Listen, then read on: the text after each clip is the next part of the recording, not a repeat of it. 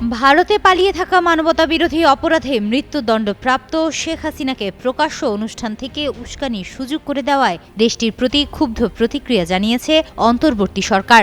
রোববার পররাষ্ট্র মন্ত্রণালয়ের এক বিবৃতিতে বলা হয়েছে, এ ধরনের সুযোগ দেওয়ায় বাংলাদেশ সরকার গভীরভাবে ক্ষুব্ধ এবং এটি বাংলাদেশের গণতান্ত্রিক উত্তরণ এবং শান্তি ও নিরাপত্তাকে বিপদাপন্ন করেছে।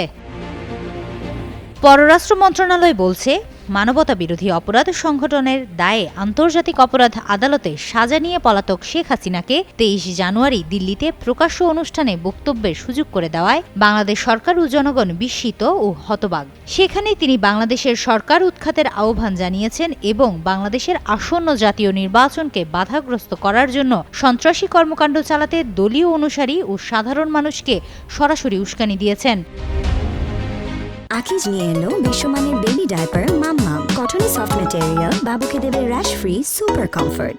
ভারত সরকার দ্বিপক্ষীয় চুক্তির বাধ্যবাধকতা মেনে শেখ হাসিনাকে হস্তান্তর করতে বাংলাদেশ সরকারের ধারাবাহিক অনুরোধে সাড়া না দিয়ে ভারত তার মাটি থেকে তাকে এ ধরনের উস্কানিমূলক ঘোষণার সুযোগ করে দেওয়ায় বাংলাদেশ গভীরভাবে ক্ষুব্ধ। এটা স্পষ্টতই বাংলাদেশের গণতান্ত্রিক উত্তরণ এবং শান্তি ও নিরাপত্তাকে বিপদাপন্ন করছে।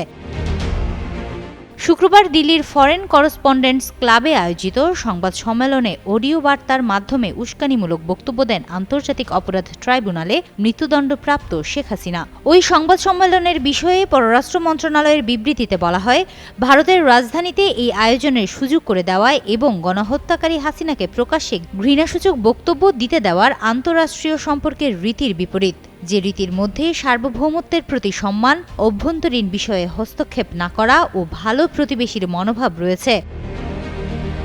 অন্তর্বর্তীকালীন সরকার বলেছে, এটা বাংলাদেশ ভারত সম্পর্কের ক্ষেত্রে বিপজ্জনক নজির স্থাপন করছে এবং বাংলাদেশের ভবিষ্যৎ নির্বাচিত রাজনীতিকদের জন্য মঙ্গলজনক দ্বিপক্ষীয় সম্পর্কের ক্ষেত্রে সম্পৃক্ত হওয়া তা গঠন ও পরিচর্যার সক্ষমতাকে মারাত্মকভাবে নষ্ট করতে পারে। নির্বাচনের আগে এবং ভোটের দিন সহিংসতা আর সন্ত্রাস ঘটালে এই গোষ্ঠীকে বাংলাদেশ সরকার বিচারের আওতায় আনবে এবং তাদের অশুভ ষড়যন্ত্রকে প্রতিহত করতে যথাযথ পদক্ষেপ নেবে।